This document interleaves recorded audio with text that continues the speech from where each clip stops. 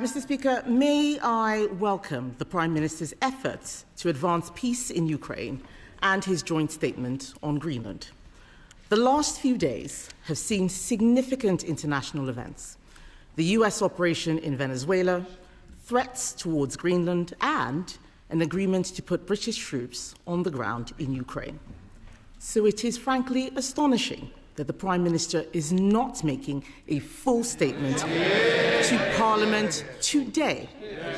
No Prime Minister, Labour or Conservative, has failed to make a statement to the House in person after committing to the deployment of British troops. His comments about making a statement in due course, quite frankly, are not good enough. It shows a fundamental lack of respect for all of us here and the people we represent. Mr. Speaker, the US is Britain's closest military ally. However, we are clear that the sovereignty of Greenland is sacrosanct.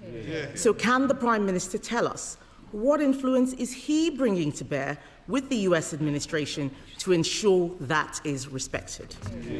Prime Minister. Mr. Speaker, let me be very clear about what was agreed yesterday, because military plans were drawn up some months ago and I've updated the House in relation to that. Yesterday was a political declaration that sits under those military plans. If there were to be deployment, there would have to be a legal instrument. Mr. Speaker, deployment would only be after a ceasefire to support Ukraine's capabilities, to conduct deterrent operations and to construct and protect military hubs.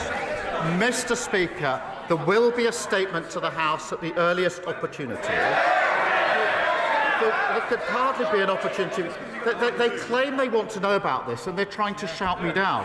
Mr. Speaker, in relation to the House, if there were a decision to deploy under the agreement that was signed yesterday, then I would put that matter to this House for a debate beforehand and for a vote on that deployment. That is consistent with recent practice, and I'll adhere to that.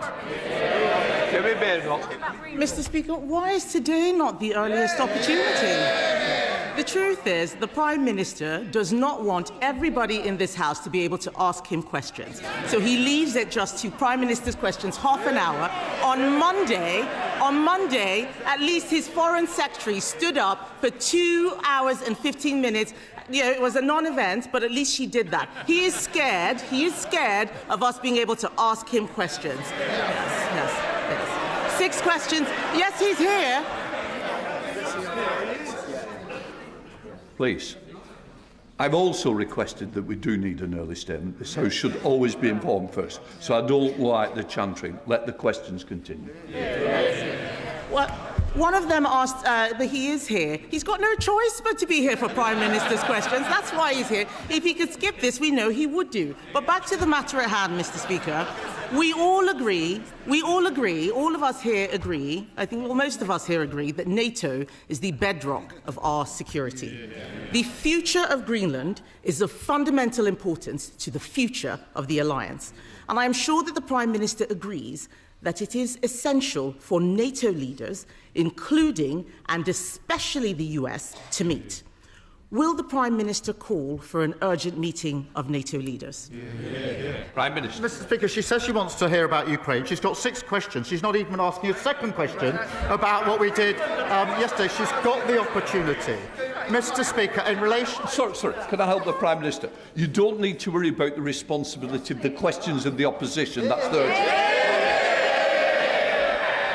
Mr. Speaker,